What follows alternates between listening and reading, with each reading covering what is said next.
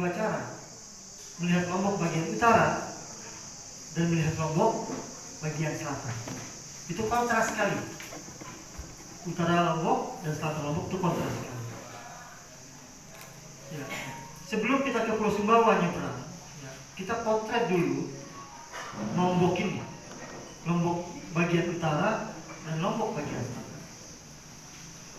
Dua-dua sisi Lombok ini, ya, pernah ada dan bahkan sekarang, ya, berbagai kegiatan rehabilitasi, reboisasi yang kita laksanakan, baik oleh kita di DLHK bersama di KPH di Tahura maupun oleh BPDAS.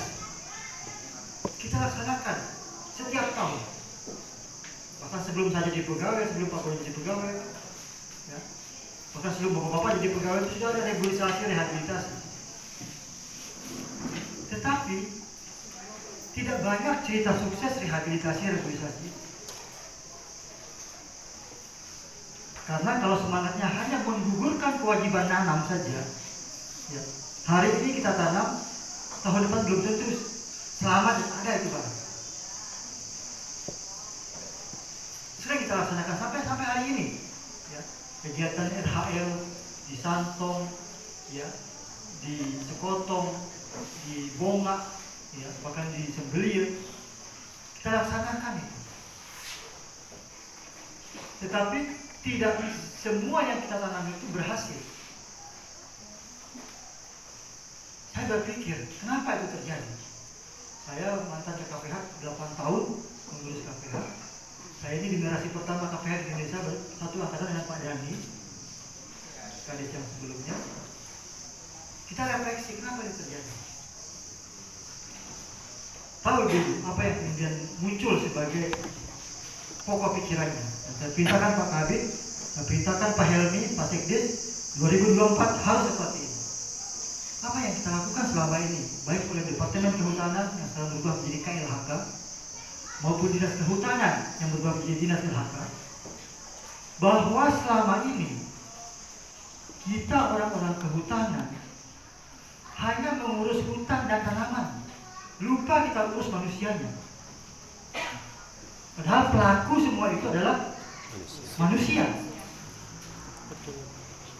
Yang kita evaluasi itu persentase tumbuh tanaman. Tidak kita evaluasi berapa paham si masyarakat ini. Untuk bisa menghasilkan orang seperti Pak Puji ini, kita butuh berapa tahun? Kita butuh investasi apa saja? Dan reboisasi penghijauan itu kan Kepres, Impres zaman Pak Harto itu tahun 70-an. Jadi usianya sudah setengah abad itu barang dari penghijauan reboisasi. Tetapi tak seindah cerita nanamnya timbang hasilnya. Kenapa? Karena kita nyaris melupakan ada manusia yang menanam pohon itu. Begitu datang proyek tanam, tahun depan evaluasi 30%. Tahun kedua hilang. Habis. Tetapi SPD-nya full. Saya bilang ke teman-teman, sekarang saatnya kita tidak lagi berpikir seperti itu membangun hutan kita. Tapi kita harus pikirkan manusia yang lebih awal. Gimana caranya Pak Kadis? Saya bilang begini sama Pak Bono. Kita bentuk orot.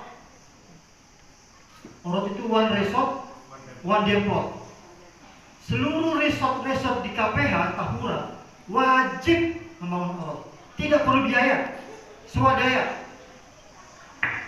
Bahkan kita jadikan sebagai kinerja kepala resort dan kepala KPH. Tidak usah besar-besar, 1 hektar, 2 hektar saja. Tidak seperti RHL dan reboisasi, 50 hektar, 100 hektar yang tumbuh 1 hektar juga. Kalau kita bangun 1 hektar tumbuh semua, itu baru bagus. Orot itu teman-teman semua, itu sebenarnya ruang kita bereksersis, beruji coba, berlatihan.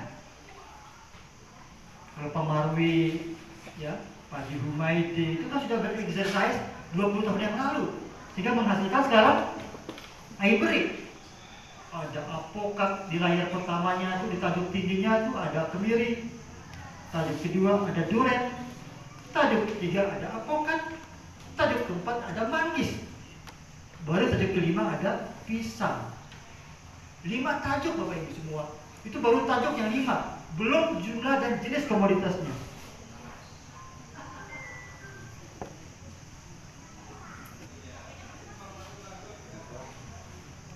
Nah, ini yang kita mau transformasikan. Orang-orang seperti Pak Marwi, Pak Budi ini, kita mesti menghasilkan orang-orang seperti ini. Supaya selatan itu tidak lagi tergantung bibit dengan orang-orang di utara.